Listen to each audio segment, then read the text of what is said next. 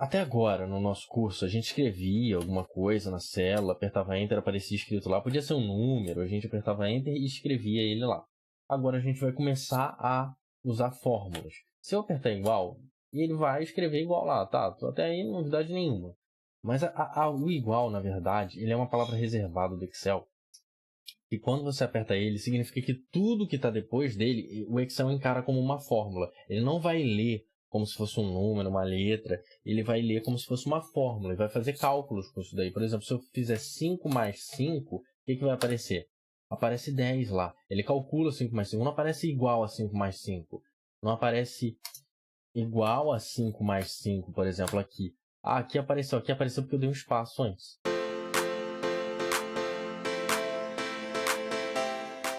Porque o primeiro caractere não é o igual. Se o primeiro caractere for um igual, aí ele calcula 5 mais 5 e amostra 10. Você vê que na barra de fórmulas, a todo momento, mesmo estando escrito 10 aqui, lá na barra de fórmulas aparece igual a 5 mais 5. Se você entrar no modo de edição da célula, com duplo clique, por exemplo, ou apertando F2, aparece igual a 5 mais 5 para que você possa editar a fórmula. Uma coisa que você precisa saber é que o Excel utiliza esses símbolos daqui como operadores das operações usuais de matemática. A adição é o símbolo de mais igual na matemática, a subtração, símbolo de menos igual na matemática. Aqui que tem a diferença. Divisão e multiplicação. Na multiplicação é o asterístico, a divisão é a barra e a exponenciação é o acento circunflexo. Sabendo disso, nessa tabela de gastos semestrais, onde eu tenho 6 meses de janeiro a junho, eu posso calcular o total. Por exemplo, do consumo de água, de energia, de internet e de telefone. Eu posso colocar igual e escrever 250 mais 300 mais 200 mais 260 mais 142 mais 155. Quando eu dou Enter, ele calcula 1307 de total. Tá certo, tá certo. Mas e se eu editar esse cara daqui? Se eu de 155 passar para 150, digamos, eu tinha errado. Pronto, aí esse 1307 aqui já está errado. Eu vou ter que editar ele, tirar esse 55 aqui, 155 aqui e colocar 150. Aí 1302 vai passar a ficar correto. Uma coisa que a gente pode fazer no Excel é referenciar, é uma coisa chamada referência. Ao invés de botar igual a 250, eu coloco igual a essa célula, F5. Você vê que ele deixa uma caixinha azul ali, indicando para facilitar você encontrar esse F5 aqui. Se eu colocar mais e colocar G5, ele bota uma outra caixinha colorida, e ele vai botando um monte de caixinha colorida, mais 200. O que ele vai fazer na hora de calcular é substituir esse F5 por 250 pelo conteúdo de F5, substituir o G5 pelo conteúdo de G5, substituir o H5 pelo conteúdo de H5. E eu posso também... Essa daqui é I5, eu posso escrever I5, e ele entende. Ele entende que a I5 é esse cara aqui. Agora eu quero J5, eu quero mais J5. Ou eu clico aqui, ou eu escrevo J5, ou eu navego pelas setas direcionais. Ó, vou apertar a seta para o lado. Vou apertar a seta para o lado de novo. Tá vendo? Olha só. Eu consigo viajar na minha planilha. Tem uma caixinha andando, coloridinha. E eu quero essa daqui. Eu posso dar mais, seta para o lado de novo. Agora eu dou Enter. Olha só. Ele calcula 1302. E se eu atualizar esse cara aqui, por exemplo, botar 155 de novo, quando eu dou Enter, ele atualiza o resultado. Porque ele está referenciado. Ele está referenciado a K5 a todas essas células aqui, e se eu ajustar o valor de alguma célula dessa aqui, ele ajusta lá na fórmula. Quando eu utilizo a alça de preenchimento numa fórmula, olha o que ele faz. Ele entende que eu pulei uma linha de uma célula para outra e ele pula a linha de todas as referências.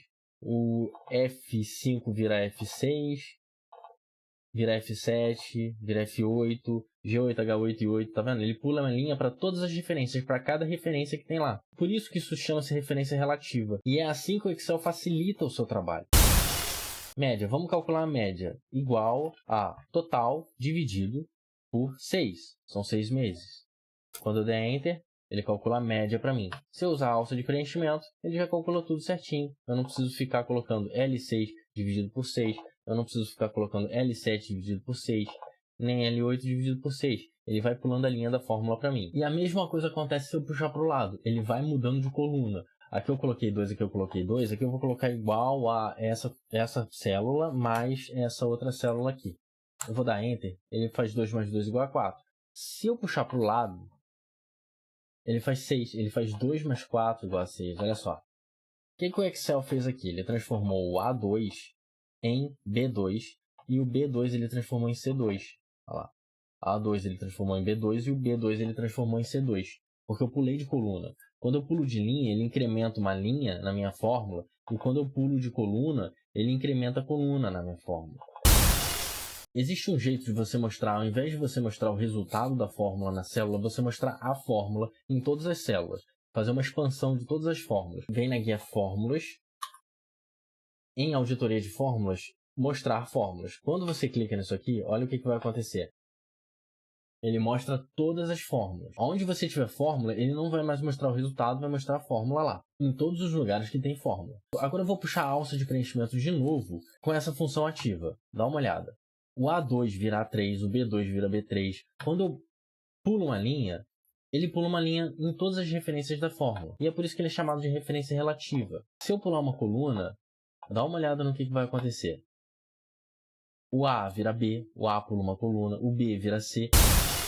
Para voltar a ver o resultado da célula ao invés da fórmula, você vai na guia Fórmulas, no grupo Auditoria de Fórmulas, clica em Mostrar Fórmulas de novo e ele vai voltar ao normal, vai mostrar só o resultado das fórmulas e não as fórmulas mais na célula. Repara que sempre tem a fórmula na barra de fórmulas.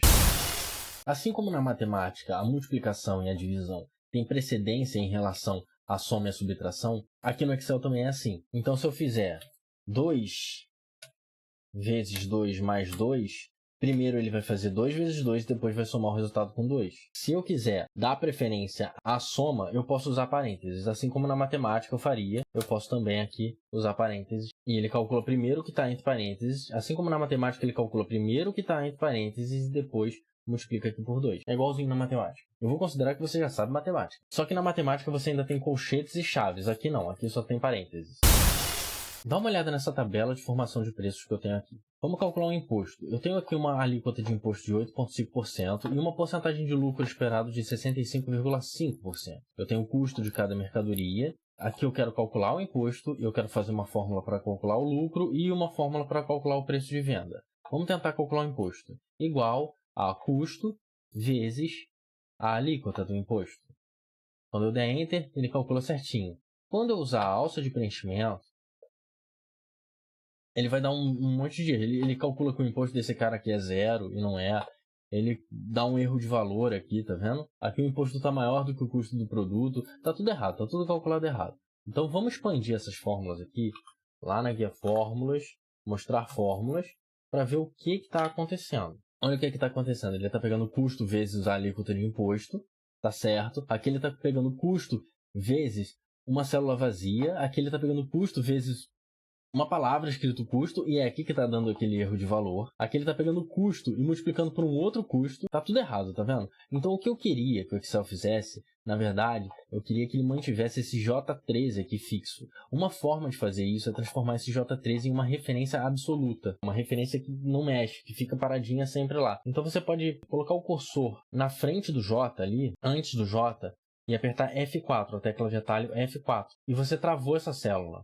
Tá vendo que apareceu um cifrão J, cifrão 13? Cifrão é como se fosse um cadeado aqui no Excel. Ele vai travar. Cifrão J significa que ele vai travar o J. Quando você arrastar para o lado, ele não vai mudar esse J.